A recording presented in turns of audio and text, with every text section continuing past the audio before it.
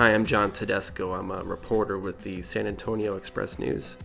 And all these shots you're seeing were taken with a new Sigma lens I got that I think is pretty good for people who are into shooting DSLR video. I had been looking for a good, versatile walk-around lens for quite a while. Something that could help me cover news stories or film my kids, where I didn't have a whole lot of time to switch lenses or set up shots. Something that could go from a wide angle to a decent zoom. I found that there are lenses out there that do that, and they have awesome features. They offer a constant aperture of 2.8 throughout their entire zoom range, which is fantastic. But you end up paying a premium for that. If you don't absolutely need that constant aperture, you might want to take a look at the Sigma 17 to 70 millimeter DC macro OS lens. That name is a mouthful, but what it means is it has a nice wide open f-stop of 2.8 when you're at 17 millimeters wide angle. The f-stop does go up to 4 when you zoom in all the way, and that's a downside, but this thing only costs about $370, and it offers some really cool features that the expensive lenses with constant apertures are missing. So for what you pay, you get a lot of value in this lens. So here's the main problem with the Sigma. There's no such thing as a perfect lens, and with this one, the minimum aperture changes as you zoom in and out.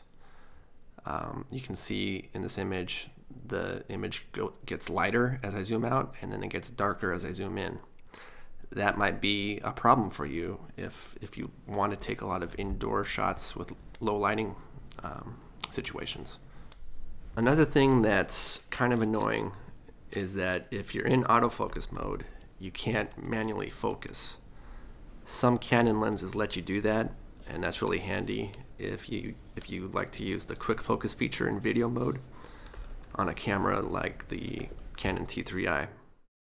If you can live with those drawbacks, the lens offers some features that are missing from more expensive lenses. You can get really, really close to the subject of a video and get some interesting macro shots. This is a useful feature, and I end up using it a lot more than I expected. When I shot this video of my son on a train ride, the seating was cramped, and if I had been using a different lens, I think I would have had to lean back to keep him in focus. The Sigma handled this situation with no problems. You also get a bit more of a zoom range. It goes up to 70 millimeters, which gives you a bit more reach than the other lenses. The optical stabilizer is pretty sweet. It's smooth, quiet. When you're at wide angle, there's very little motion. This shot almost looks like I was using a tripod. And the stabilizer lets you get into the middle of the action. It gives you more options to get shots you might not necessarily get if you're always using a tripod. The lens itself is hefty. This thing is built like a tank. It has a nice rubbery grip with good ergonomics. The image quality seems fine for the blurred background effects. This lens is on my camera so much. I bought it to shoot video, but I also wind up taking photos sometimes, and I've had no complaints. I got pretty good photos out of this. So I think this is a pretty good lens if you need something versatile and you're adapting to situations on the fly.